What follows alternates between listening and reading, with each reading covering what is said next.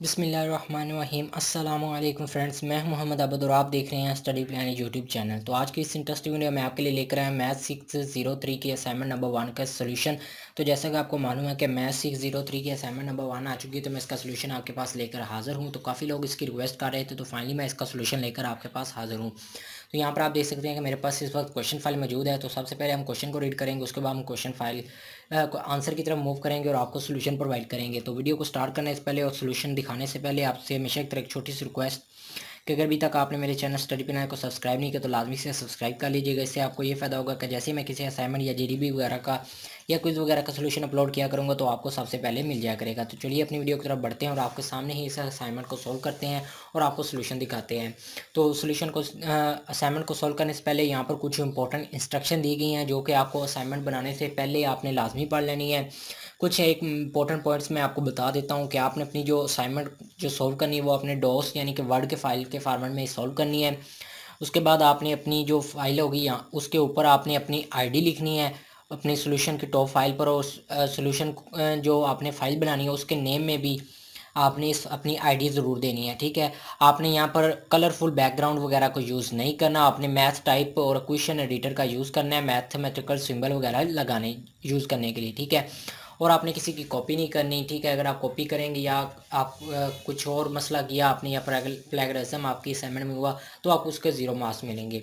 तो ये थे कुछ इंस्ट्रक्शन जो कि आपने लाजमी से पढ़ लेनी है ताकि आपके कॉन्सेप्ट भी क्लियर हों और आपको पता चल जाए कि किस तरह से आपने असाइनमेंट को सोल्व करना है।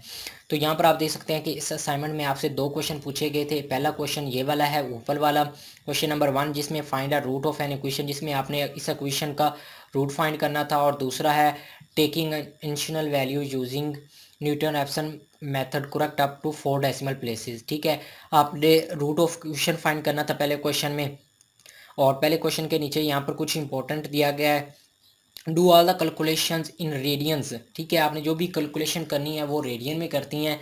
अदरवाइज तो 2 marks will be detected if done in degrees. ठीक है, इस चीज़ का भी आपने ख्याल रखना है। उसके बाद क्वेश्चन नंबर 2 आ जाता है, आपको ये वाले evaluate by Newton Raphson method, Newton Raphson method को यूज़ करते हुए आपने इस वैल्यू को एवेल्यूएट करना है और आपने 4 डेसिमल प्लेसेस तक लेके जाना है। ठीक है, तो ये 2 क्वेश्चन है, छोटे छोटे क्वेश्चन है, इतने ज़्यादा लंबे नहीं हैं। ठीक है, तो चलिए अब मैं आपको सोल्यूशन दिखाता हूँ।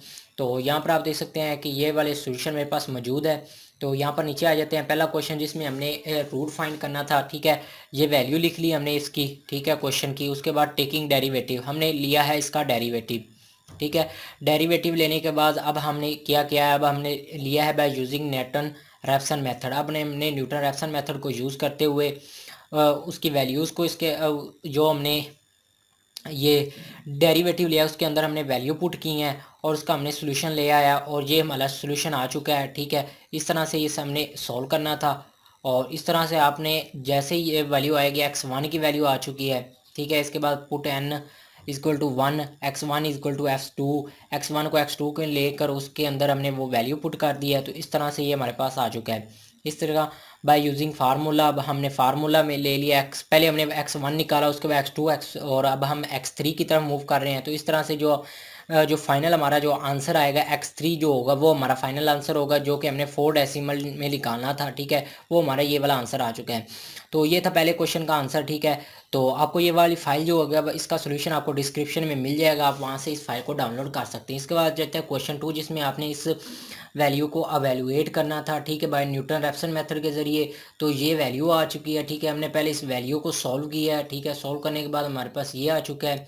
इसके बाद हमने यहाँ पर न्यूटन रैप्सन मेथड को फर्स्ट हमारे पास ये आ चुका है और सेकंड हमारे पास ये आ चुका है। ठीक है, तो उसके बाद हमने यहाँ पर न्यूटन रैप्सन मेथड पर अप्लाई किया है और हमने तीनों की वैल्यूज़ निकाली हैं और जो हमारा फाइनल आएगा वो हमारी ये वाली वैल्यू होगी। ठीक है, तो ये हमारा फाइनल आंसर है। ठीक है, तो इस तरह से आपने इस दोनों क्वेश्चन को सोल्व करना था। अगर आपको इसमें कोई मिस्टेक नज़र आती तो वो आपने खुद ब खुद सोल्व कर लेनी है। बाकी मैंने आपको सोल्यूशन प्रोवाइड कर दिया है, इसका लिंक आपको डिस्क्रिप्शन में मिल जाएगा, वहाँ से जाकर इस फाइल को डाउनलोड कर सकते हैं। तो आज की वीडियो में बस इतना ही। थैंक यू, अल्लाह हाफिज़।